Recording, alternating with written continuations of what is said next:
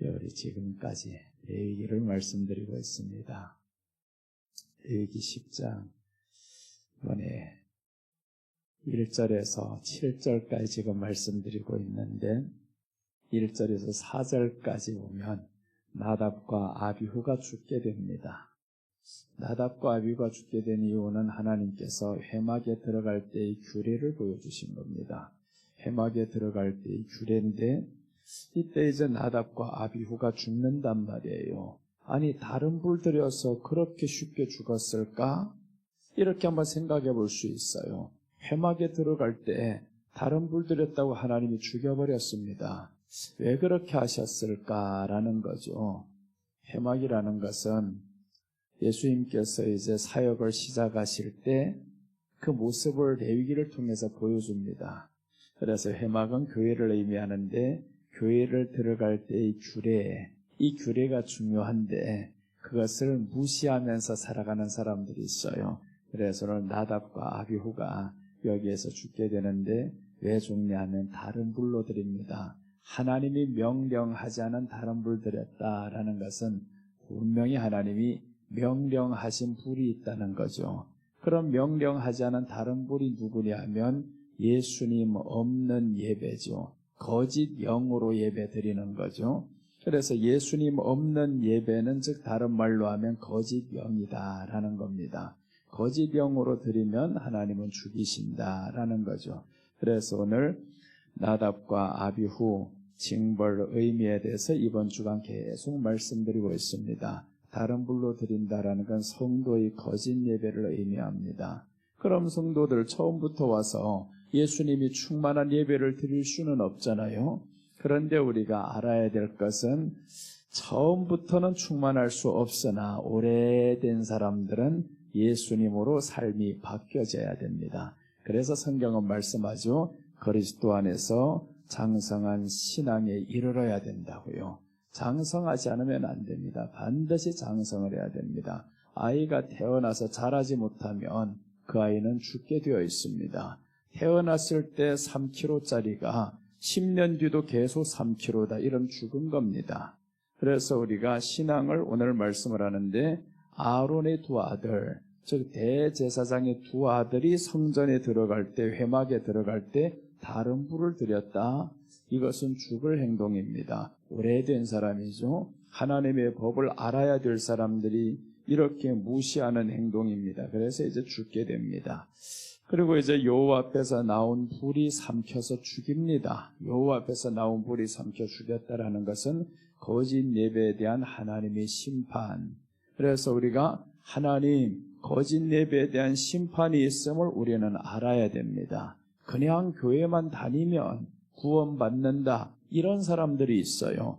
교회 다녀서 구원받는 게 아닙니다. 한번 영접 기도를 했다고 구원받는 게 아닙니다.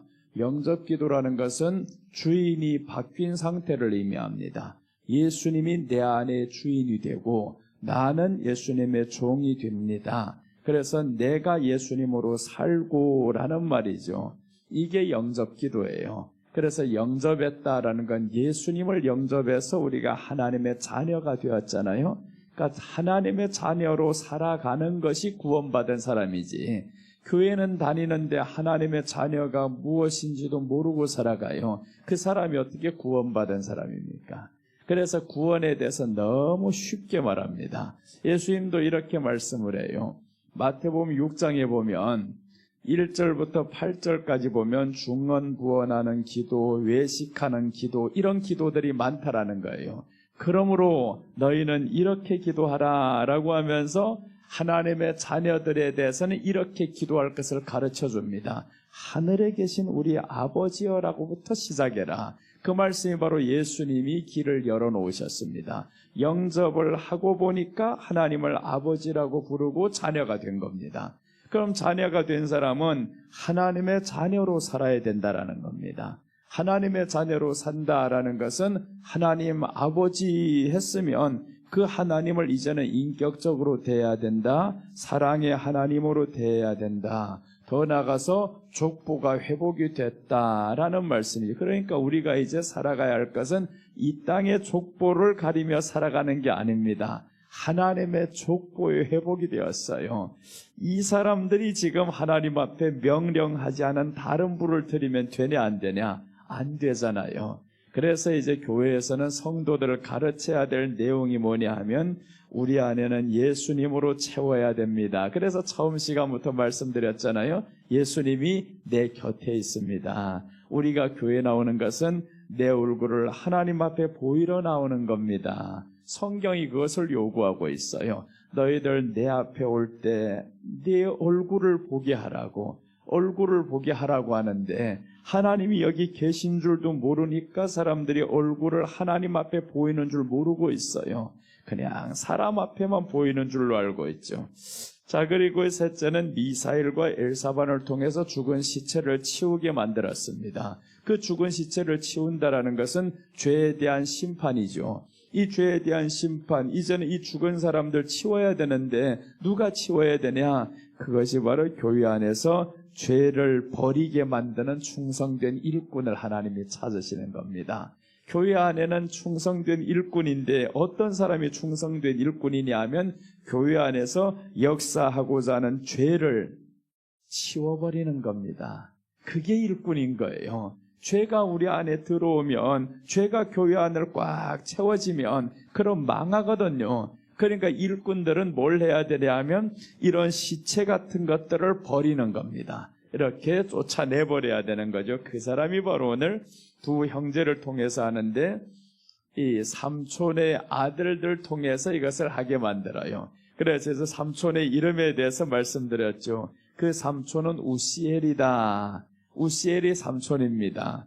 우시라는 말은 힘이라는 뜻이에요. 그럼 하나님을 힘으로 삼은 사람, 이 사람들의 아들이 누구냐 하면 미사엘과 엘사반이다 라고 했습니다. 그럼 미사엘이란 이름의 뜻은 누가 하나님과 같은가 이런 뜻입니다. 그럼 교회 안에서 누가 일꾼이냐 하면 하나님을 가장 높이는 사람이 일꾼입니다. 하나님을 높이는 사람이, 이 사람이 다른 불, 예수님 없는 예배 드리겠어요? 안 드리죠. 그러니까 예수님으로만 예배 드립니다. 그리고 이제 엘사반 나오는데 이 엘사반은 하나님이 찾으시는 사람입니다. 숨겨둔 사람이다 이런 뜻입니다. 그래서 교회 안에는 하나님의 직분자들을 하나님이 숨겨두셨다라는 거예요. 보호해 두셨다라는 겁니다. 그래서 우리는 하나님의 숨겨두신 일꾼이 되어야 됩니다. 그냥 널려있는 사람이 아닙니다. 하나님이 숨겨둔 사람들은 반드시 하나님이 원하는 것 합니다. 이 안에 있는 더러운 것들을 제거하게 만드는 작업을 합니다. 그 사람이 이제 찾는 사람이었어요. 그래서 미사엘과 엘사반을 통해 시체를 치웠다. 이 말씀은 충성스러운 직분자들의 철저한 신앙을 의미합니다. 충성스러운 신앙인들을 찾습니다. 자, 그 다음에 5절부터 7절까지 지금까지 말씀을 전하고 있는데 이제 이어갑니다. 우리 어제 저녁에 죽음으로 인해 머리 풀거나 옷을 찢지 말라 여기까지 했어요. 지금 여기에 이제 나답과 아비후가 들어가다 죽었단 말이에요. 죽었는데 아버지도 있고 형제도 있고 이 사람들 슬퍼하는 게 당연하잖아요. 당연한데 뭐라고 하시냐면 이제 5절 보세요. 6절이죠. 모세가 누구를 향해 말하냐면 두 아들을 잃은 아버지가 아론입니다. 자기 형이죠. 이 형을 향해서 말하는 겁니다. 지금 모세가 아론과 그의 아들 엘라살과 이다말에게 이르되 너희는 머리를 풀거나 옷을 찢지 말라. 이 머리를 푼다, 옷을 찢는다라는 건 슬픔을 나타내는 행동입니다. 우리 형제가 죽었네요. 우리 아들이 죽었네요. 이 슬픔을 나타내는 겁니다. 근데 왜 저들이 죽었냐 하면 다른 불 드린 결과 죽었잖아요. 그러니까 예수님 없는 거짓 예배를 드리다 죽었습니다. 그럼 이 일에 대해서 슬퍼해야 되겠냐고요? 슬픔이 아니죠. 그럼 이 말씀은 죄에 대해서 동참하지 말라라는 겁니다. 죄에 대해서, 거짓 예배에 대해서 동참하지 말라. 그래서 옷을 찢지 말라는 겁니다. 머리를 풀지 말라. 그러니까 거짓 예배에 동참하지 말고 그 다음에 형제가 죽었으니까 거기에 슬퍼하지 말라는 것은 육신의 일에 얽매이지 말라. 그래서 어제 두 가지를 해석해 드렸습니다. 육신의 일에 얽매이지 말아야 되고, 육신의 일도요, 얽매이기 쉬운 죄가 있습니다. 사람마다 넘어지기 쉬운 죄가 있습니다. 어떤 사람은요, 계단 잘 오르는 사람이 있고, 어떤 사람은 내려가는 거 두려워하는 사람이 있고, 다 다르다 그 말이죠. 사람마다 고난이라는 것을 두려워하는 경향이 달라요. 그래서 넘어지기 쉬운 죄가 있는데 여기에서 얽매이지 말라는 겁니다. 그래서 깨어 있어야 되는 거죠. 자, 그래서 여기에서 이제 동참하지 말라. 오늘 전해야 될 말씀. 오늘은요, 여기에 둘째를 전합니다. 둘째, 지금 보시면 이 밑에 이렇게 나오죠. 그리하여 너희가 죽음을 면하고 여호와의 진노가 온 회중에게 미침을 면하게 하라. 오직 너희 형제 이스라엘 온 족속은 여호와께서 치신 불로 말미암아 슬퍼할 것이니라. 해야 될 것이 있습니다. 여호와께서 치신 불로 말미암아 슬퍼하라는 겁니다. 그러니까 하나님이 치신 불, 그 불이 무엇일까? 왜 그 불로 치셨을까? 이 불은요, 다른 불 들인 죄의 결과입니다. 하나님의 불이 나와서 저를 쳤는데 이 친 것으로 인해서 슬퍼하라는 겁니다. 하나님이 그 불을 내려서 쳐버렸어요. 그럼 심판이죠? 이것을 슬퍼해라는 것은 심판을 교훈 삼아야 한다라는 뜻입니다. 심판을 교훈 삼아야 한다. 그래서 하나님이 그 치신 불로 인해서 슬퍼하는 겁니다. 그걸 보면서 슬퍼요. 하나님, 우리 다시 죄 짓지 않겠습니다. 거짓 예배 드리지 않겠습니다. 교회에 만약에 이런 거짓 예배 드리는 거 쳐서 죽여버렸으면 누가 무서워서 거짓 예배 드리겠냐고요. 하지도 못하죠. 그런데 하나님이 지금도 하고 계십니다. 말씀으로 책망하면 그 안에 있는 영들이 부글부글 지금 마음에 끓고 있어요. 그럴 때 자꾸 치다 보면 육이 죽어요. 우리 안에 육신의 생각이 죽습니다. 만약에 육신의 생각이 죽지 않는다? 그럼 그 사람들은 돌을 들어서 목사를 치게 되어 있어요. 그 말씀이 사도행전 7장에 나오는 내용입니다. 사도행전 2장에서는 베드로가 설교를 했을 때 저들을 찔렀습니다. 그때 사람들이 마음에 찔려 우리가 어찌할꼬라고 회개를 했는데, 사도행전 7장에 오니까 찔리긴 찔렸는데 저희들이 회개는 안 하고 돌을 들어버렸어요. 그래서 이 사람들은 교훈 삼지 않는 사람들입니다. 교훈 삼아야 되는데 7장 앞에 5장이 나오죠. 6장에서 다시금 말씀 안에 충만하게 되오고 5장에 와보면 아나니아와 삽비라가 죽었잖아요. 그럼 이런 것들을 교훈 삼아야 되는데, 다른 불들이다가 죽는구나, 교훈 삼아야 되는데 그 교훈을 안 삼고 사람들이 돌을 들어서 오히려 스데반을 죽여버렸습니다. 그래서 스데반은 천국을 갔었지만 돌을 들었던 이 사람들은 회개를 못합니다. 왜 그러냐면 회개의 기회를 버린 사람들을 의미합니다. 돌을 들기까지는 왜 돌을 들었냐면 마음이 찔려서 돌을 들었습니다. 그러니까 돌을 들어서 마음이 찔렸으면 오히려 내려놔야 되잖아요. 예수님이 요한복음의 8장에 보면 가늠하다 현장에 잡힌 여자가 나오죠. 그런데 여기에서 예수님이 저들에게 말씀을 합니다. 다 돌을 들고 서 있는 사람들에게, 치려고 서 있는 사람들에게 땅에 글을 쓰시고 저들에게 말합니다. 너희 중에 누구든지 죄 없는 자가 먼저 돌로 치라 라고 해서 저들은 돌을 다 놓고 가버렸더라 라고 했습니다. 돌을 놓고 가버렸어요. 그러니까 예수님은 거짓 예배에 동참하지 말라는 이런 것을 저희들에게 말했을 때 저들이 돌을 놓고 가버렸습니다. 우리는 해야 될 것이 있습니다. 거짓 예배에 동참하지 않을 뿐만 아니라 이 거짓 예배를 드리다가 죽었던 이 사람들을 보면서 심판을 이제는 교훈 삼아야 되겠구나.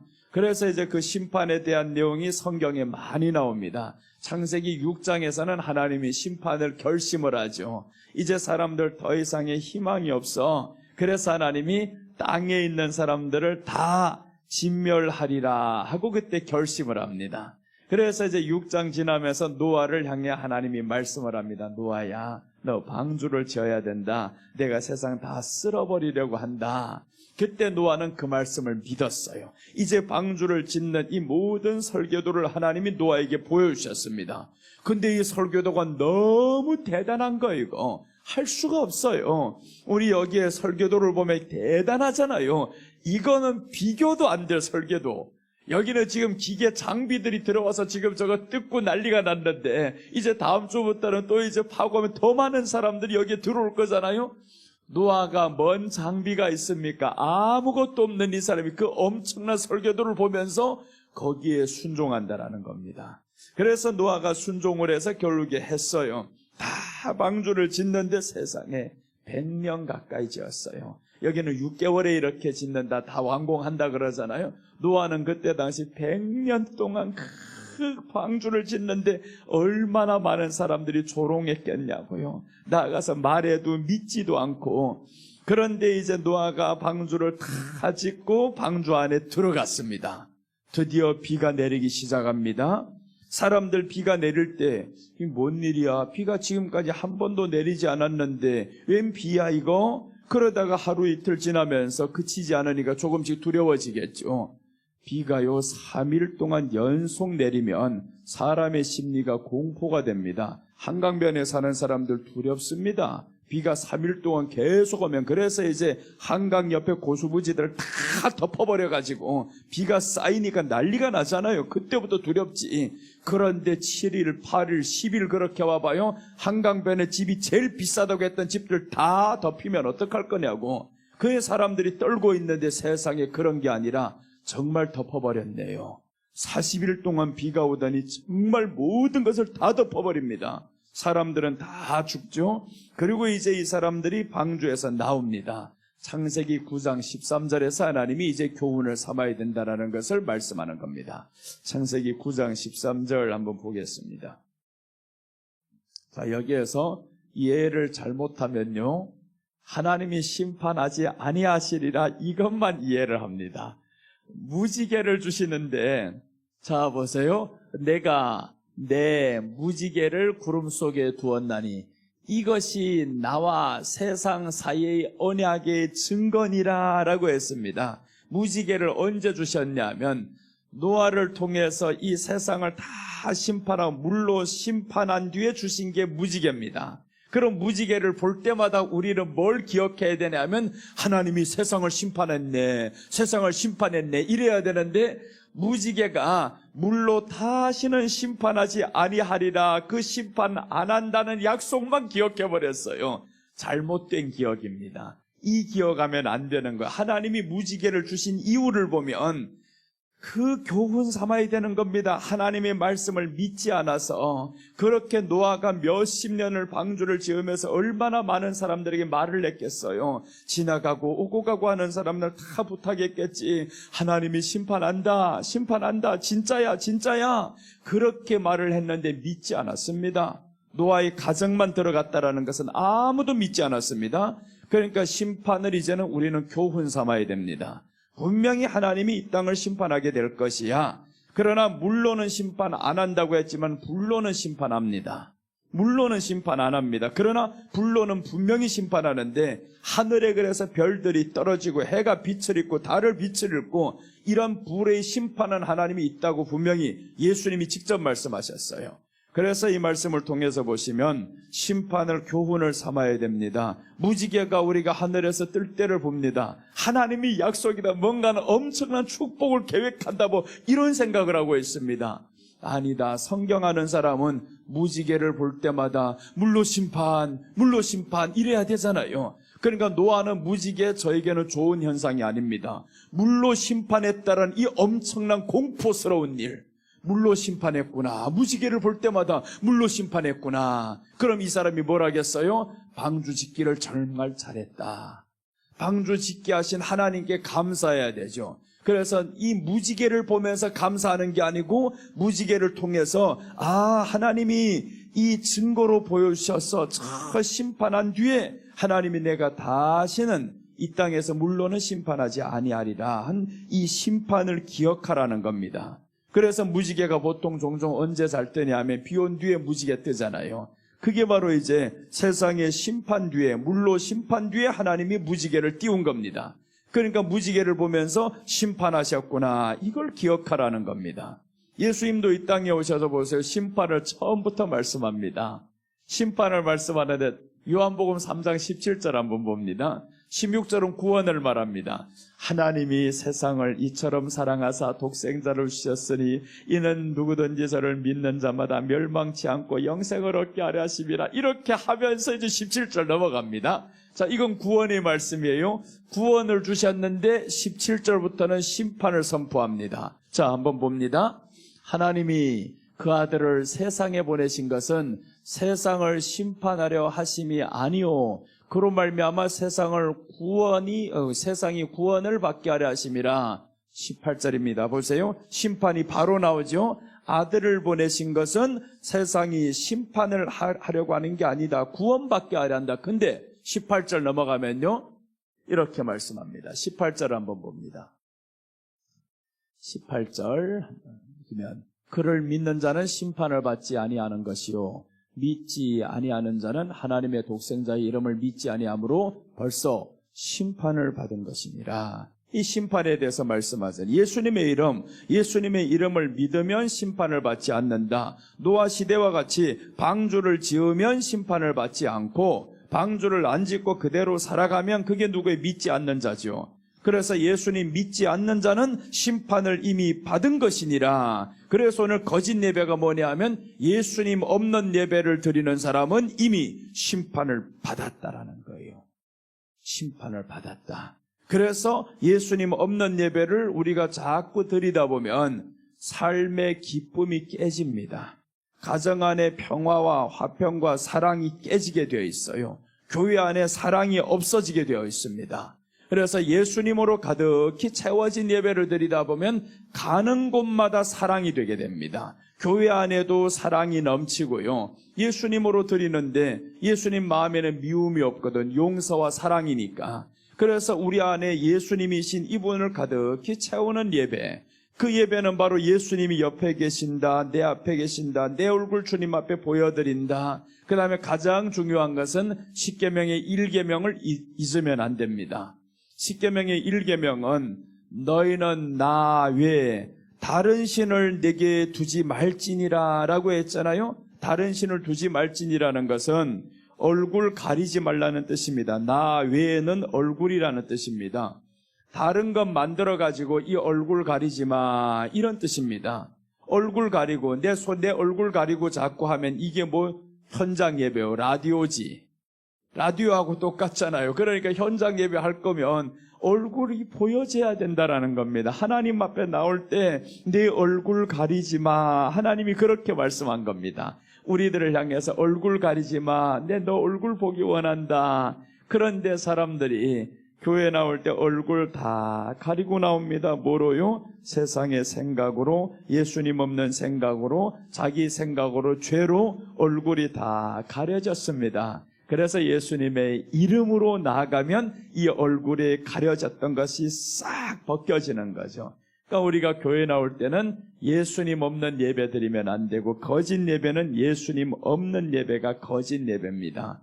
다른 종교에서 드려지는 예배는 거짓도 못 갑니다. 그것들은 예배도 아닙니다. 근데 거짓이라는 것은 진짜가 있으니까 그 진짜를 모방해서 하는 게 거짓이잖아요.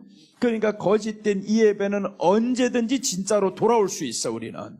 그래서 우리 안에는 거짓 예배는 교회 안에서만 이루어지는 겁니다. 교회 안에서만.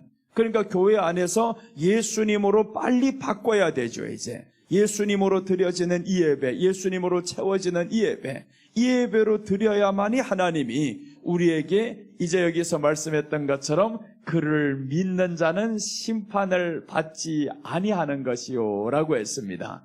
그래서 우리가 그날 철야 때 말씀을 드렸잖아요. 철야 때 믿는 것이 무엇이냐? 믿는 것이 그러면 무엇이냐? 이것을 말씀드렸어요. 사람이 말로는 필요 없습니다. 믿는 것을 성경이 뭐라고 하는지 우리는 확실하게 봐야 됩니다. 믿음에 대해서는 히브리서 11장입니다. 그래서 1장 1절만 보면요, 와, 신나죠? 믿음은 바라는 것들이 실상이요 보지 못하는 것들이 증거니. 그 뒤에 말하는 게 중요합니다. 자, 이제 믿음에 대해서 한번 보겠습니다. 히브리서 11장 6절에서 믿음이 뭐라고 하는가 봐봐요. 오늘 이 말씀의 결정판이고 결론입니다. 보시면 이 믿음을 이렇게 결론 내립니다. 믿음이 없이는 하나님을 기쁘시게 하지 못하나니. 자, 보세요. 믿음이 없이는 하나님을 기쁘시게 못한다. 그리고 그를 믿는 자는 심판을 받지 아니하나니. 이 말씀과 똑같은 말이에요. 믿음이 없이는, 그를 믿는 자는 같은 말이죠. 믿는다. 그럼 여기에 믿는다라는 말이 뭐냐 하면 심판을 받지 않는다라는 것은 하나님을 기쁘시게 한다라는 말입니다. 그럼 이제 보세요. 믿음에 대해서 어떻게 저게 정의하냐 하면 하나님께 나아가는 자는 반드시 그가 계신 것과 라고 했습니다. 하나님 앞에 나아가는 자는 반드시 그가 계신 것과. 그러니까 우리가 교회 나올 때, 하나님 앞에 나올 때, 아, 교회는 하나님 앞에 나아가는 것이구나. 첫째 생각해야 되고요. 둘째, 여기에 오면 하나님이 계신 것과 이것을 믿어야 된다는 겁니다. 교회 안에는 하나님이 보이지 않지만 하나님이 계신 것과 라고 했죠. 그러니까 우리 예배가 하나님의 계신 것을 알고 드려지는 예배라고 하면 얼마나 두렵고 얼마나 하나님을 향해서 놀라운 예배입니까? 그 엄청난 하나님이, 천지만물 창조하신 하나님이 여기에서 지금 함께 계신 것과 이것을 믿는 것이 믿음이라는 거예요. 예수님을 믿는다라는 말은 그를 믿는 자는 심판을 받지 아니하나니라고 했는데 그냥 예수님을 믿는데요. 그럼 예수님 뭘 믿는데요? 십자가 져주셨다라는 거예요. 진짜로 믿냐고요? 십자가 져주신 거 믿는 사람은 2000년 전에 그 일이 당신이 지금 믿어진다고 하면 뭘 믿어야 되냐 하면 지금 하나님이 여기 계신 것을 믿는 것이 2000년 전에 십자가 지신 것도 믿는 사람입니다. 지금 이 자리에 계신 하나님을 믿지 않는 사람이 어찌 2000년 전에 나를 위해 죽으신 그 예수님을 믿는다요? 믿을 수 없습니다. 지금 하나님이 계신 것도 못 믿는데, 그래서 우리가 하나님 없는 것처럼 교회에서 살지 말아야 됩니다. 하나님은 지금 교회에 그가 계신 것과 라고 했습니다. 그럼 여러분 한번 생각해 보세요. 하나님이 교회에 계시면 성도들, 목사님, 장로님 서로 싸우면 돼요, 안 돼요? 싸울 수 없습니다. 하나님이 계신데 어디서 싸워요?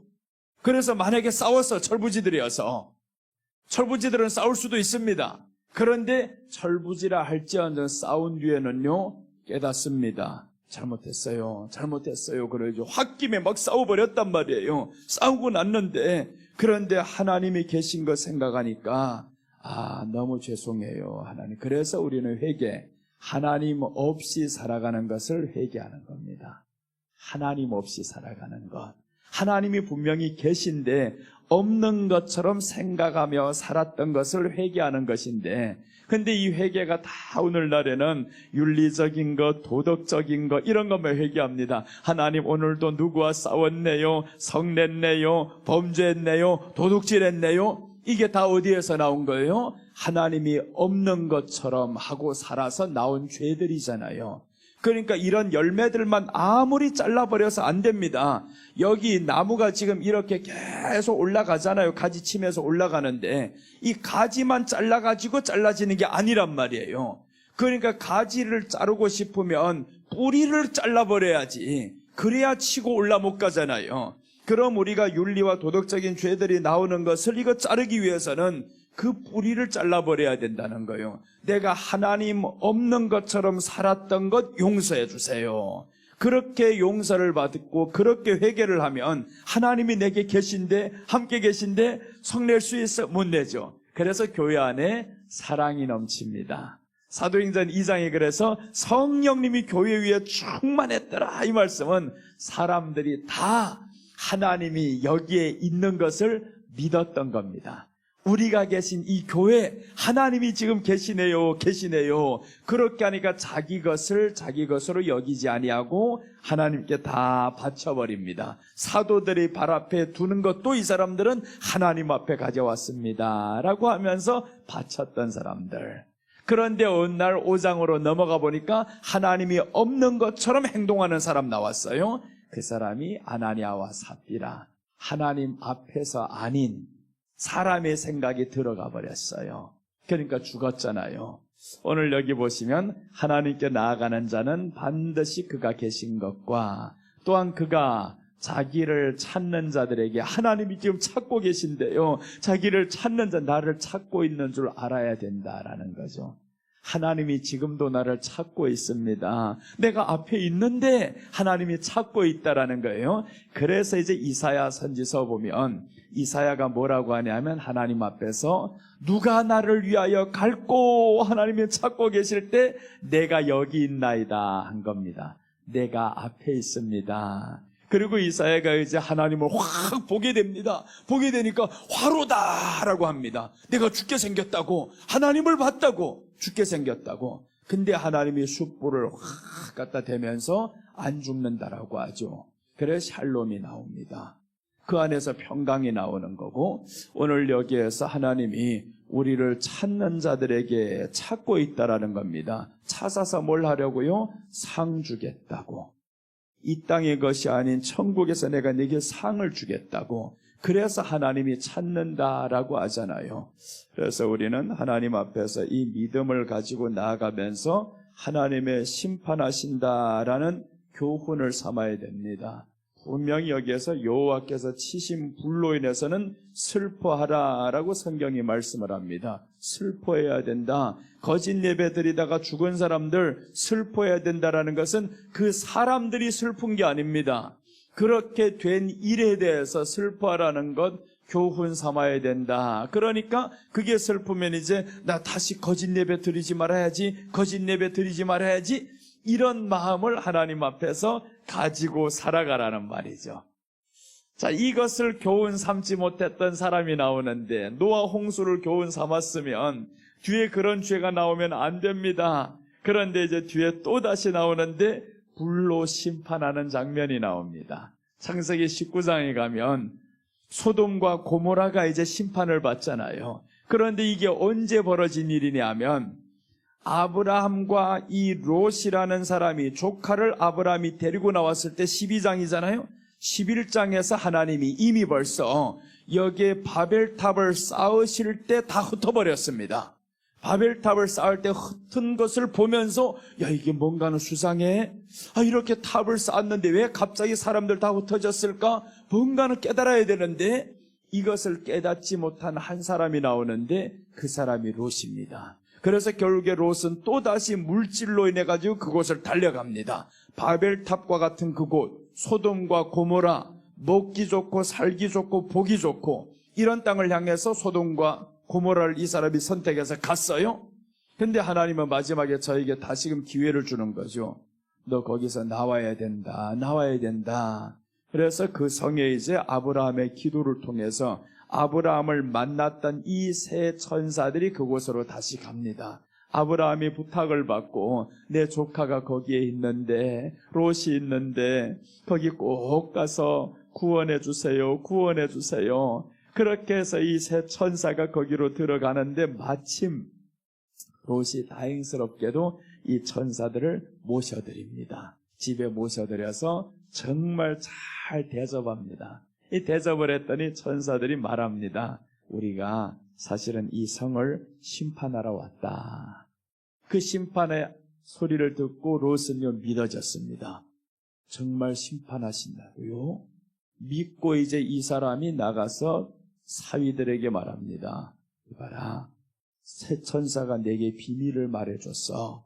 이 성을 심판한대. 불로 심판한대.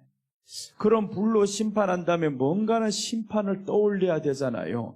물로 심판받았던 거, 그 자기 선조들이 다 내려오면서 물로 심판받았던 거 들었으면, 교훈 삼았으면 이때 깨어야 되는데, 그런데 롯의 사위들은 농담으로 여겼더라라고 합니다. 결국에 이제 롯이 안 되니까 딸과 아내하고 말합니다. 우리 나가야 돼, 나가야 돼. 그러다가 나가는데 이 아내가 나가질 않아요. 이거 자꾸 꿈틀꿈틀하고 나가지 않아요, 이거. 그러면서 여보, 여기서 우리가 산 세월이 얼만데, 일군 게 얼만데, 나가지 않으려고 하니까 천사가 급했어요, 이제. 하나님이 불이 곧 떨어지는데 보이지 않으니까. 그래서 천사가 이 롯의 아내를 확 들어가지고 소알 땅에 가져다 놨습니다. 가져다 놨고 이제 저기는 이미 다 쏟아지고 있는데 이 아내가 정신 못 차립니다. 그 심판한다는 하나님의 말씀이 믿어 앉아요. 그래서 롯이 가지 말라고 하는데 기어이 뒤로 돌아갑니다. 죽어버렸어요. 하나님의 심판이 확실히 있다라는 것을 성경을 통해서 구약을 통해서도 보여주셨고 또 이제 신약을 통해서도 주님이 말씀을 합니다. 그 예루살렘 성을 보면서 예루살렘 성이 예루살렘에 건축된 헤롯 성을 보면서 그 성전을 보면서 제자들이 너무 멋있는 거예요. 와, 저 아름다운 성전 너무 멋있어. 그런데 우리 주님은 말씀합니다. 이 성전 돌 하나도 돌 위에 남지 않는다. 하나님이 심판하는 날이 올 것이다 라고 했는데 아무도 믿지 않았습니다. 그런데 정확하게 AD 70년에 그 성이 돌 하나도 돌 위에 남지 않았습니다.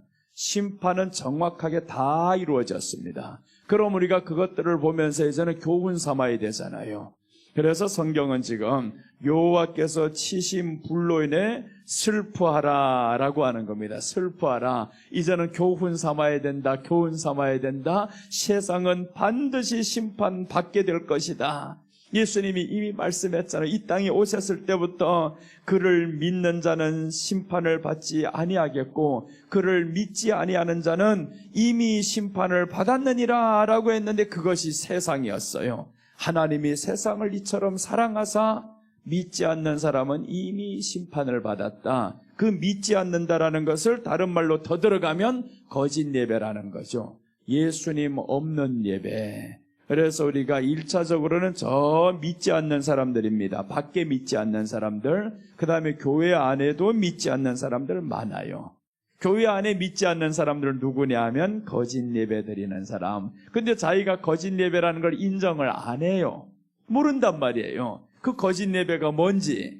예수님 없이 예배 드리는 겁니다. 나 예수님 믿는데요? 아니요. 믿는다고 하면 주님이 여기 계신 것을 믿어지는 것이고요. 내 얼굴을 주님이 지금 보고 계신다라는 걸 믿는 게 믿음이라고 히브리서 이제 보았잖아요. 그래서 우리 믿음이 이제는 점검해야 될 때가 됐습니다. 이 믿음이 마지막 때 주님도 말씀했어요. 고린도후서 13장 5절에서 너희가 믿음에 있는가 스스로 시험하여 보라라고 했습니다. 믿음에 있는가 시험하여 보라는 것은 우리가 예수님 앞에서 사는지 안 사는지 한번 시험해 보라는 겁니다. 그것을 시험도 안 해보고 자기가 자꾸 믿는다라고 합니다. 믿는다. 그 믿는다는 사람이 혈기 하나 못 참아요? 조금 밖에 나가서 뭔 일이 있으면 절망해요? 안 합니다. 예수님이 말씀했죠. 요한복음 14장 1절 한번 보겠습니다.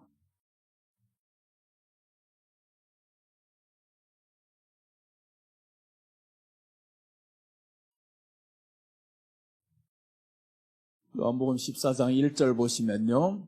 너희는 마음에 근심하지 말라. 하나님을 믿으니 또 나를 믿으라 라고 했습니다. 하나님을 믿으니 또 나를 믿으라. 그러면서 앞에 하신 말씀이 너희는 마음에 근심하지 말라. 그러니까 우리가 세상 살아가면서 근심과 걱정이 많단 말이에요.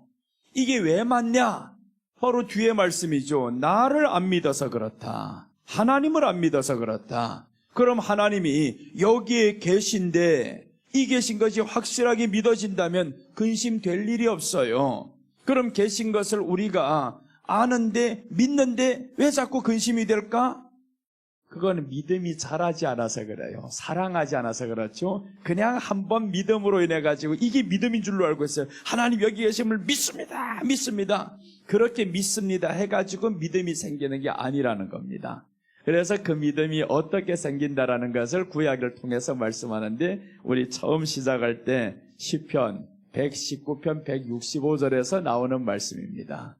그 말씀에서 지금 이렇게 말씀하죠. 그 믿음이라는 게 무엇인가라고 하시는 말씀입니다. 그래서 이제 여기 보면 시편 119편 165절입니다.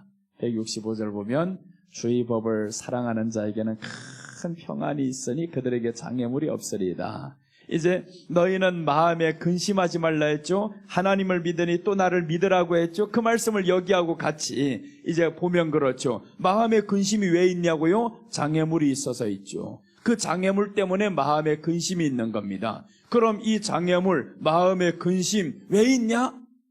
저기에 보니까 하나님을 사랑하는 자에게는 큰 평안이 있으니 그들에게 장애물이 없으리다라고 했단 말이에요. 그러니까 하나님을 크게 사랑하면, 하나님의 법 말씀을 사랑하면 우리 안에 큰 평안이 있어요. 그 평안이 있다 보니까 장애물은 장애물같이도 보이지 않습니다. 그래서 우리가 근심된다라는 것은 평안이 없구나. 평안이 없는 것은 또 위로 올라가니까 내가 하나님을 사랑하지 않았구나. 이게 우리가 자신을 이제 발견돼야 되는 거죠. 그러니까 내 믿음의 상태를 빨리 발견해야 되는데 진단이 안 나오면 무서워요. 처방을 낼 수가 없어요. 여러분 정말 우리가 코로나 처음에 이렇게 유행할 때 이게 진단이 안 나온단 말이에요. 그리고 처방전도 없어 이거. 그러니까 위험했지만 이제 가면 갈수록 처방도 있고 진단이 나오고 약이 있고 하니까 무섭지 않아요. 우리가 하나님 앞에서 자신을 진단 못한다라는 게 가장 두려운 겁니다.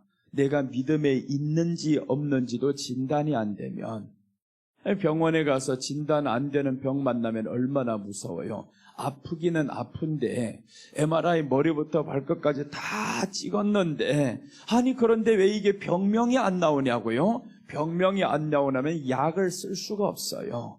그러니 우리는 하나님 앞에서 주여 내 병명이 무엇입니까? 라고 알아야 되는데 우리 주님은 그 병명을 가르쳐 줍니다. 성령님은 병명을 가르쳐줘요. 우리 영혼의 병명이 무엇인가 가르쳐주는데 네가 왜 마음에 근심하고 걱정하고 살아가느냐? 그것을 가르쳐주는데 바로 나를 믿지 아니하였음이라 라고 합니다. 예수님을 믿지 아니하였습니다. 그래서 우리가 진짜로 예수님을 믿는다라고 하면 지금 그 상황에서 이것을 버리고 살아가라는 말이 아닙니다. 이것을 초월한 그 하나님의 사랑이 있으니까 여기는 망하든 말든 이젠 중요하지 않아요 이거. 근데 사람들은 꼭 어떻게 생각하냐면 이러니까 두려운 거예요. 이 생각 때문에 근심이 계속 있습니다. 하나님을 믿으면 이거 하나님이 계시면 이거 반드시 해결해 주시겠지? 해결해 주시겠지? 그러니까 하나님이 계신 게 이제는 목적이 아니라 하나님이 계신 것을 통해서 내 것을 이루려고 하니까 문제가 되는 겁니다. 이게 이루어지지 않을까 봐 우리는 걱정이 되는 거지, 내가 하나님이 계신 것을 믿든지 안 믿든지 이건 중요하지도 않아요. 그냥 하나님이 계신 것 내가 믿었어요. 그러니까 이거 도와주세요. 그러니까 결국에 모든 중심은 내 기도의 제목과 이 문제라는 겁니다. 하나님은 지금 요구하는 건 너 나 사랑하느냐 묻고 있는데, 이 사람들보다 나 더 사랑하느냐 묻고 있는데 거기에 대한 대답은 하나도 안 하고 그냥 주의 법을 사랑할 테니 주여 이거 좀 해결해 주세요. 장애물 좀 없애버려 주세요. 장애물이 없어졌다는 증거는요, 내 안에 큰 평안이 있는 겁니다. 내 안에 큰 평안이 있어요. 이 평안이 올 때면 이게 망할 수도 있고 더 잘 될 수도 있습니다. 망해도 하나님은 더 큰 거 주십니다. 이 안에 평안을 하나님이 주의 법을 사랑하는 자에게는 큰 평안이 있으니라고 했어요. 정말 이 마음에 큰 평안이 오면 이게 더 잘 되게 할 수도 있고 이거 없애버리고 하나님이 더 줄 수도 있어요. 예전에 한번 이런 간증들이 있었습니다. 어느 목사님이 지금 개척을 해서 2층짜리 건물을 잘 쳐놨는데 세상에 불이 나가지고 다 타버렸어요.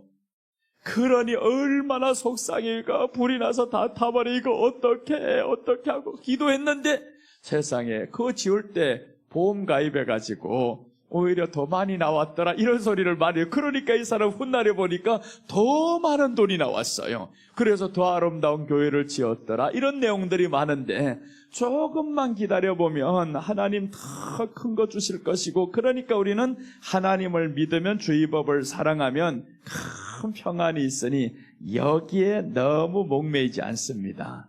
내가 원하는 거기에 너무 목매이지 않도록 우리는 기도를 해야 됩니다. 그게 바로 하나님을 믿지 않으니까 여기에 목매이는 거예요. 그래서 하나님 이 문제가 있어요. 이 문제가 걱정이 되지 않게 하나님 도와주세요. 그게 더 큰 문제입니다. 내가 그 문제 때문에 너무 걱정되잖아요. 이게 해결이 안 될까봐 너무 걱정되잖아요. 그러니까 사람은 꼭 이것만 해결해 달라고 하는데 하나님의 걱정은 바로 너라는 건 너. 나만 하나님 앞에서 큰 믿음을 가지면, 큰 평안을 가지면 그따위 문제야. 이 산을 들어 저리로 옮겨라 해도 옮겨지지 않을 것이냐. 옮길 수 있다는데 하나님이 말씀으로 천지를 창조를 하셨는데 그걸 못하겠냐고요. 하나님이 할 수 있어요. 그러니까 우리가 하나님을 믿는다는 게 뻥이죠.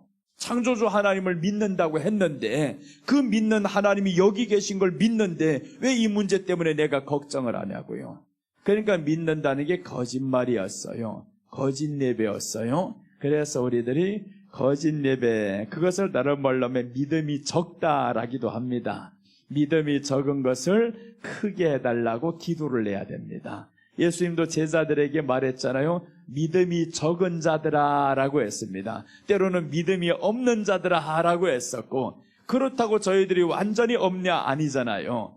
그 믿음은 들음에서 생긴다라고 했습니다.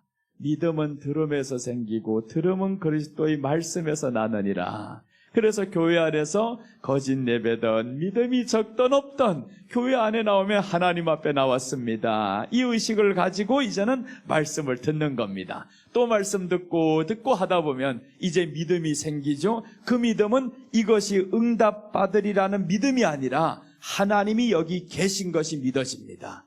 하나님이 여기 계시고, 그러니까 내가 이제는 우리 주의 법을 사랑합니다. 그래서 오늘 저 말씀 보면 주의 법을 사랑하는 자에게는 큰 평안이 있으니 그들에게 장애물이 없으리다. 이 말씀만 달달달 외워가지고 사람들은요 마지막 하나만 생각합니다. 그들에게 장애물이 없다고 했는데 주여 장애물이 없게 해주세요. 언제 그들에게 장애물이 없다 했냐고요.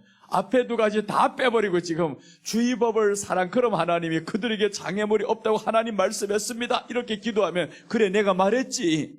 근데 그 앞에 거 뭐지라고 물어볼 거 아닙니까? 하나님이 그 앞에는 뭐라고 했지? 주의 법을 사랑하는 자에게는요. 너 그럼 주의 법 사랑했냐? 그럼 뭐라고 할 건데요? 주의 법을 사랑하는 자들에게는 큰 평안이 있다. 그들에게 장애물이 없으리다라고 했는데 주의 법은 사랑도 안 한 채 장애물만 없애달라고, 평안도 없는 채 장애물이 없으면 내가 평안합니다. 거꾸로 다 나가잖아요. 장애물이 없어야 자기가 평안하고요. 이렇게 평안해야 주의 법을 사랑하고요. 그러니까 이런 기도 많이 하잖아요. 하나님 이것만 해결해 주시면 내가 한건 하나님 앞에 드리겠습니다. 이렇게 기도를 많이 합니다. 반대로 해야 되잖아요. 이거 해결해 주지 않아도 주님 앞에 감사합니다. 우리 그 말씀 보고 갑시다. 저 다니엘서 3장 17절 18절입니다.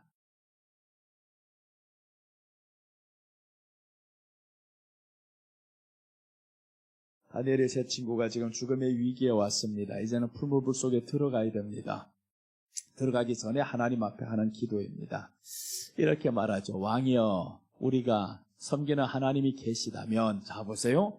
우리가 섬기는 하나님이 계시다면 맞죠? 그러니까 믿음이라는 게 하나님이 계신 것을 믿는 게 믿음입니다. 그래서 이제 우리가 섬기는 하나님이 계시다면 우리를 맹렬히 타는 풀무불 가운데서 능히 건져내시겠고 왕의 손에서도 건져내시리다. 1차적인 믿음. 1차적인 믿음은 하나님이 계시면 나를 그 풀무불 속에서 하나님이 건지겠고요. 왕의 손에서도 건지십니다. 1차적인 믿음이라고 했어요. 2차 믿음이 따라옵니다. 이게 예수님이 하셨던 기도입니다. 2차 믿음은 바로 그렇게 하지 아니하실지라도 왕이여, 우리가 왕의 신들을 섬기지도 아니하고 왕이 세우신 금신상에게 절하지도 아니할 줄을 아옵소서. 우리가 그리 아니하실 불 속에 들어갈지라도, 하나님이 우리를 죽일지라도 우리는 왕이 세우신 금신상에게 절하지 않겠습니다. 신앙의 결백을 이제는 가지고 나가는 겁니다.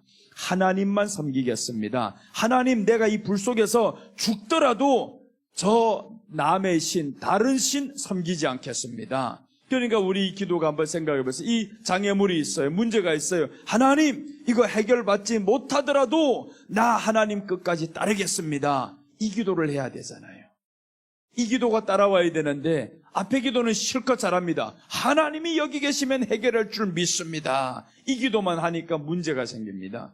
그것은요, 맞아요. 그렇게 해도 됩니다. 그런데 이제 뒤에 기도까지 따라오면 얼마나 좋아요. 결과는 우리가 다 아는 대로죠. 풀무불 속에 들어갑니다. 이제 결과 한번 보겠어요. 19절부터 드디어 이제 들어가게 됩니다. 안 들어가면 제일 좋지만 그런데 들어가잖아요. 자, 보시면 느부갓네살의 분이 가득하여 사드락과 메삭과 아벳느고를 향하여 얼굴빛을 바꾸고 명령하여 이르되 그 풀무불을 뜨겁게 하기를 평소보다 7배나 뜨겁게 하라. 자, 보세요. 이게 응답이에요. 기도했는데 하나님이 계시면 우리를 구원하실까 기도했는데, 근데 사람들이 기도는 어떻게 하냐 하면 하나님, 요 고난이요, 이 환난이요 내게 오지 않게 해주세요. 다가오지 않게 해주세요. 이 기도를 한다라는 겁니다. 이 사람들이 기도는 아니었어요. 하나님이 계시면 우리가 들어가서라도 살 것이고요. 그렇지 않아도 들어가도 우리는 당신의 신에게 절하지 않습니다. 그래서 결국에는 평소보다 7배의 뜨거움이 옵니다. 7배를 뜨겁게 만들어봤어요. 이게 하나님의 응답이냐고요. 그러니까 우리는 더 악한 일, 악화가 되어도 기다리면 됩니다. 악화되면 사람들 어떻게 하냐면 하나님께 원망부터 들어가 버려요. 내가 기도했는데 왜 이렇게 됐어요? 기도했는데 왜 죽었어요? 이런단 말이에요. 그러니까 이 사람은 하나님이 계신 것을 모르고 기도한 겁니다. 없는 것처럼 하고 기도한 거죠. 자, 그래서 여기서 보면 이렇게 나옵니다. 뜨겁게 하기를 평소보다 7배나 뜨겁게 하라. 내가 원했던 환경과는 정반대로 돌아가고 있습니다. 자, 그 다음에 20절입니다.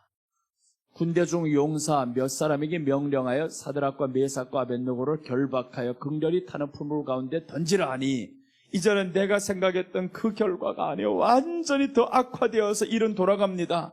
이렇게 일이 안 되는 꼬라지를 보면서 사람들 뭐라 하겠어? 봐라, 너희들 믿는 하나님이 구원하나? 이렇게 사람들 조롱할 거란 말이에요.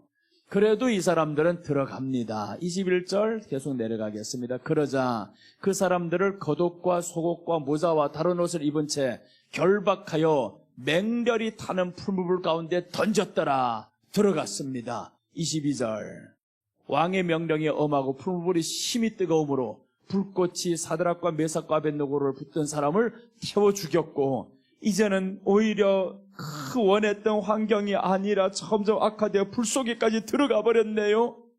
들어갔습니다. 이렇게 안 좋게 돌아갑니다. 일이 점점 안 좋게. 그런데 이제 저희들을 붙든 사람까지도 다 죽었고요. 이 사람들 봅니다. 나를 붙들었던 사람들까지 죽었어. 근데 자기들 안 죽었거든요. 이미 보았어요. 이 사람들 불 속에 들어갔고요. 23절입니다. 이 세 사람 사드락과 메삭과 아벳느고는 결박된 채 맹렬히 타는 풀무불 가운데 떨어졌더라. 떨어졌습니다. 24절. 자, 보시면 그때 느부갓네살 왕이 놀라 급히 일어나서 모사들에게 물어 이르되 우리가 결박하여 불 가운데 던진 자는 이 세 사람이 아니었느냐 하니, 그들이 왕에게 대답하여 이르되 왕이여 옳소이다. 셋을 넣는데 셋이 아닌 겁니다. 깜짝 놀랐어요. 이게 하나님 역사를 기다리는 겁니다. 역사를 기다리다 보면 하나님이 이렇게 일하시는데 그걸 모르니까 미리 걱정을 하고, 그래 뒤에 보면 결과는 다 알잖아. 나오잖아요. 이제 그 풀불 속에 다른 한 사람이 있어서 같이 넷이 돌다가 결국에 나옵니다.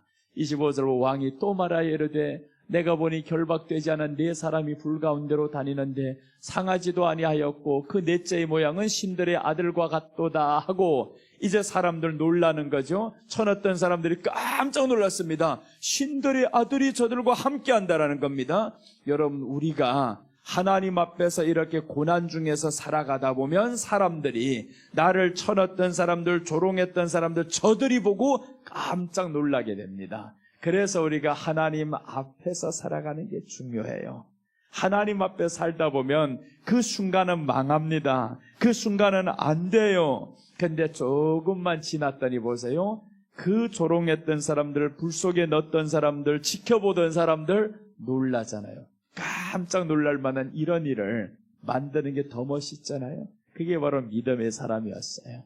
그래서 이렇게 해서 이 사람들 결국은 나옵니다. 한 절 더 보겠습니다. 느부갓네살이 맹렬히 타는 풀무불 아기 가까이 가서 불러 이르되 지극히 높으신 하나님의 종 사드락, 메삭, 아벳느고야 나와서 이리로 오라 하매 사드락과 메삭과 아벳느고가 불 가운데서 나온지라. 이렇게 구원받았어요. 얼마나 멋있어요, 하나님의 역사가. 그러니까 우리는 결과만 보면 하나님의 역사가 멋있다고 하는데 과정을 못 견뎌요. 이 과정 속에서 벌써 타서 죽어버렸습니다. 다. 이 고난 속에 이미 다 죽어버려서 하나님이 어디 있어? 하나님이 있어 왜 내게 이런 일 당하는데? 하나님이 있어 왜 우리 집안에 이런 일 겪게 하는데? 이렇게 하다 보니까 나오기도 전에 미리 죽어버렸습니다. 이게 믿음이에요. 이게 예수님 없는 믿음. 그래서 우리는 예수님이 있는 믿음으로 장성해야 됩니다. 오늘 그래서 성경의 말씀을 심판을 교훈 삼아야 된다. 심판이 우리에게 이렇게 한번 임하는 것을 교훈 삼아야 되는데 그것을 교훈 삼지 않고 살다 보니까 여전히 똑같이 그 홍수 시대에 살던 것처럼, 소돔과 고모라 시대에 살던 것처럼, 롯의 아내 그렇게 다 구원받아 놓고 뒤로 돌아봐서 돌아갔던 것처럼 하나도 교훈 삼지 않습니다. 그래서 성경이 우리에게 기록된 것은 교훈과라고 합니다. 디모데후서 3장 16절 너무 잘하는 말씀이잖아요. 하나님의 말씀은, 모든 성경은 이렇게 시작하면서 우리에게 교훈과 책망과라고 하죠. 어떤 교훈을 삼아야 되는가 뒤에 설명이 나옵니다. 모든 성경은 하나님의 감동으로 된 것으로 교훈과 책망과 바르게 함과 의로 교육하기에 유익하니, 그러니까 교훈 삼아야 됩니다. 심판을 교훈 삼고요, 책망을 교훈 삼고요. 이렇게 해서 교훈에 대해서 제일 먼저 나오잖아요. 심판을 교훈 삼아야 된다. 그 다음에 17절 보시면 이는 하나님의 사람으로 온전하게 하며 모든 선한 일을 행할 능력을 갖추게 하려 함이라. 그러니까 이런 교훈을 삼았던 사람들은 하나님 앞에 능력을 갖추게 하기 위해서 하나님이 이런 일을 겪게 만들고, 이런 일을 통해서 하나님이 교훈 삼게 만들고, 그러니까 한번 넘어졌던 사람은 그게 교훈이 돼야 되잖아요. 앞에 사람이 죽었는데 교훈 삼아야 되잖아요. 저렇게 하면 죽네. 교훈 삼아야 되는데 그걸 교훈 삼지 않고, 요즘 봐봐요. 눈이 시도 때도 없이 오잖아요. 이번에 내가 월요일 날 오는데 서울에서 출발할 때는 해가 쨍쨍 비치고 너무 좋았습니다. 충주까지 오는데 세상에 앞이 안 보일 정도로 눈이 쏟아지는 거예요. 그럼 이런 거 교훈 삼아서 미리 먼저 사고 냈던 사람들, 사고의 경험 있는 사람들은 그런 데서 하면 딱 어떡하겠어요? 경험이 없는 사람들은 확 밟아버리면 이 큰일 나는구나. 경험 있는 사람이 이런 걸 딱 보면 교훈 삼죠. 눈이 이렇게 많이 올 때는 빙판길에서는 어떻게 운전해야 돼? 라는 이런 교훈을 삼게 된단 말이에요. 지난번에 교훈 삼아서 그렇습니다. 익산에서 집회 마치고 밤에 10시에 지금 출발해서 서울로 올라가는데 세상에 그날 밤에 눈이 엄청 와버렸어요. 와, 천안까지 오는데도 눈이 꽉 막혀서 심지어 이거 제설차들이 와서 막 이거 제거하는데도 눈이 계속 내립니다. 앞이 안 보일 정도로 내리는데 그때 교훈 삼았습니다. 이때는 무조건 차간 거리를 멀리해야 되겠다. 지난번에 한번 큰 그 폭설로 인해 차간 거리 좁아가지고 몇 중 추돌이 났더라요. 15중 추돌 사건이 막 파바바방 나고 했잖아요. 그게 15개가 왜 그렇게 추돌이 나냐 하면 차간 거리가 좁아서 그런 거예요. 이 거리를 멀게 했으면 절대로 그렇게 당하지 않습니다. 하나가 탕 치고 와도 그게 아무리 쳐도 4개, 5개 못 넘어갑니다. 거리가 짧았더라. 그래서 그날에는 딱 보면서 내 뒤에 누구 차가 하나 오면 차간 거리 늘리려고 빨리 가버렸어요. 그때 그 다음에 주여 저 차가 제발 내 뒤에 오지 않고 옆 차선으로 가게 해주세요. 기도를 합니다. 그래서 나는 이제 내 차선이 있는 데서 그 차가 지나가면 할렐루야 하고 이렇게 교훈 삼는단 말이에요. 그래서 이제 지난번에 사고 당했던 이런 것들 보면서 이렇게 몇 중 추돌은 차간 거리가 너무 짧게 해서 그렇구나. 그런 것들 딱 아니까 이번에도 또 마찬가지죠. 눈이 오든 말든 상관없습니다. 뒤에서 빵빵 거리든 말든 완전 제일 가벼운 차로로 가면서 천천히 가자. 그리고 차간 거리 멀리. 그렇게 해서 이제 조금만 더 지나 괴산까지 오니까 완전히 깨끗하대요. 언제 눈이 왔던가 싶은 거 하나도 안 왔습니다. 조금만 지나면 되는데 그걸 교훈 삼아서 이때면 위험하구나, 이것을 교훈 삼아야 되는, 교훈 안 삼는 사람들은 큰일 납니다. 그래서 우리에게 예수님이 마지막 오실 때는 교훈 삼아서 심판한다고 말씀하잖아요. 주님이 마지막 올 때는 심판하십니다. 세상을 심판해서 없애버리는데, 자, 한번 보겠습니다. 마태복음 24장 15절입니다.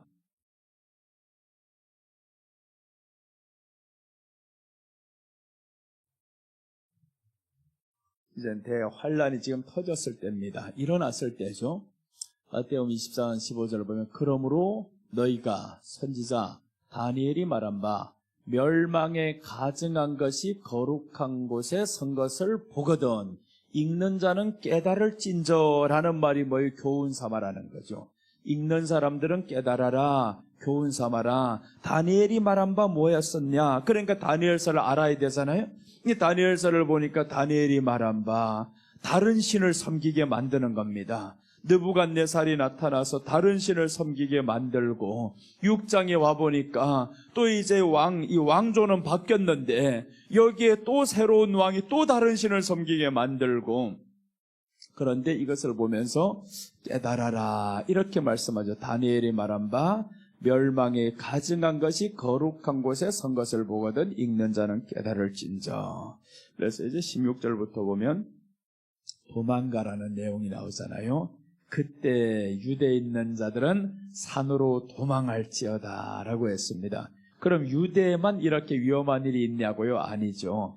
유대라는 것은 그때 당시 복음이 있는 곳, 성전이 있는 곳을 의미하잖아요. 그러니까 이 말씀은 복음을 들은 사람들은 산으로 올라가야 된다라는 것은 위에 계신 하나님만 바라보면서 높은 신앙에 거해라 라는 겁니다. 높은 신앙에.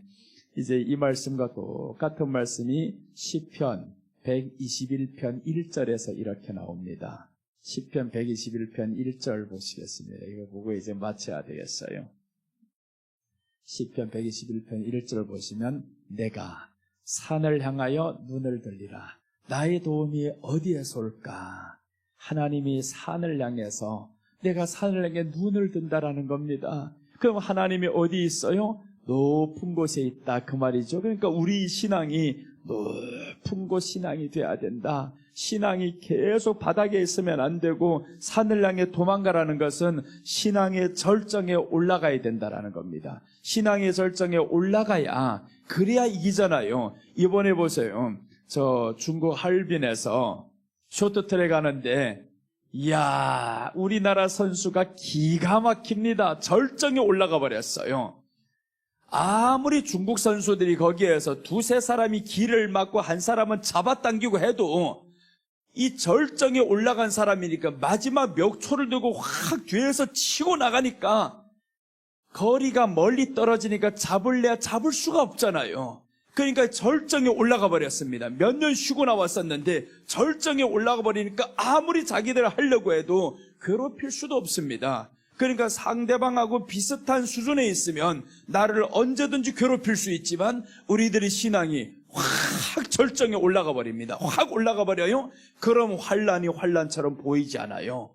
내게 있는 어려움이 어려움처럼 보인다라는 것은 내가 그 속에 빠져 있어서 그렇습니다. 그 속에 여전히 묻혀 있으니까 이게 어려움이 커 보이는 것이고요. 그런데 이 믿음의 수준이 확 올라가 버렸습니다. 그럼 이게 어려움처럼 안 보이겠죠. 어려움처럼 보이지 않아요. 지금 보세요. 우리나라가 얼마나 어렵게 생겼는가. 온 세상은 지금 AI 돌풍입니다. 반도체 돌풍입니다. 그런데 우리는 국회에서 지금 반도체법 아직도 통과 안 하고 있잖아요. 미쳤지 이거. 그럼 한번 이런 거 한번 생각해 본단 말이에요. 반도체법이 통과 안 돼가지고 우리가 지금 멈춰서 어떡할까? 가만히 있으면 되냐고요. 안 되잖아요. 이 시기를 조금만 넘겨가면 우리도 이렇게 날아오르는 날이 이를 것이다 라는 것을 기대해야 되잖아요. 지금 이렇게 해서 그것을 헤쳐나가려고 해야 되는데 국회에서 다 막고 있으니까 우리는 가만히 있어야 되게 하면 안 되잖아요. 그러니까 거기에서 멈춰 있으면 안 되고, 지금 뉴스 보면 화가 날 일 한두 가지 아닙니다. 미국에서 지금 엔비디아 AI 돌풍이 막 일어나서 계속 지금 새로운 것들이 나오고, 중국에도 딥시크가 나와서 지금 막 이렇게 세상 어지럽히고 있고, 근데 우리는 지금 다 막아놓고 있어요. 이거 경제를 죽여버리려고 지금. 이런 것들을 보면서 화가 난단 말이에요. 화가 난 대로 가만히 있으면 되겠냐고요. 이 경제인들, 기업인들 가만히 국회에서 통과 안 해주는데 우리가 어떡하냐고. 가만히 있으면 안 되죠. 그러니까 여기에서 살아날 방법을 선택해야 되잖아요. 이 살아날 방법이 어떤 것들인가 보고 그 안에서만 있어 안 된다 하고 가만히 있으면 안 되겠죠. 그런데 이제 거기에서 이건 실제적인 우리에게 겪는 문제들입니다. 이런 문제가 우리 앞에 왔을 때 식당 예를 들어서 안 된다, 기업 예를 들어서 안 된다. 그럼 거기에서 주저앉으면 안 되잖아요. 안 되는 원인과 이것들을 어떻게 해결할 원인들, 이것들을 다 파악하면서 하나님 앞에 지혜를 구하면서 이렇게 계속 살고자 하는 사람은 살아나게 되어 있습니다.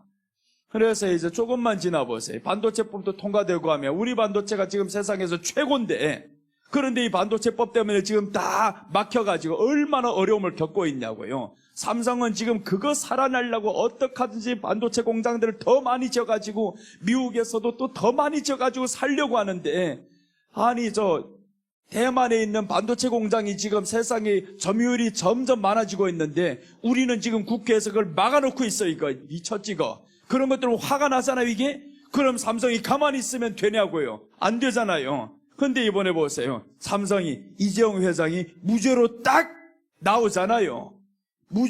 유죄 판결 계속 가서 검찰들이 이렇게 잡아가고 널라고 했는데 대통령이 저번에 이제 석방해버렸잖아요. 이렇게 이제 딱 되고 났더니 무죄 판결까지 나왔지? 그럼 이제는 날개를 다는데 국회에서만 도와주면 날개를 달아버립니다. 안 도와줘도 돼. 너희들 기대 안 해. 그리고 이제 하면 된단 말이에요. 이렇게 해가지고 끝까지 나가다 보면 길이 열릴 것인데 그냥 포기하고 있으면 되냐고요? 포기 안 하죠. 그래서 지금 이번에 대한민국 기업들이 살아나려고 몸부림치고 있습니다. 현대나 SK나 다 보세요. 현대에서도 사장을 미국 사람을 세워버렸죠. 트럼프가 딱 되면서 사장을 저 측근인 미국 사람을 세워야 되겠다. 이렇게 해가지고 살아날 것 각자 도생을 해야 되는데 그게 지금 어렵다 하고 가만히 있으면 큰일 나겠다. 트럼프 되면 이 자동차는 분명히 안 좋습니다. 관세가 올라가고 굉장히 안 좋지. 그러니까 여기에 어떻게 살아날까? 이것들을 생각하잖아요.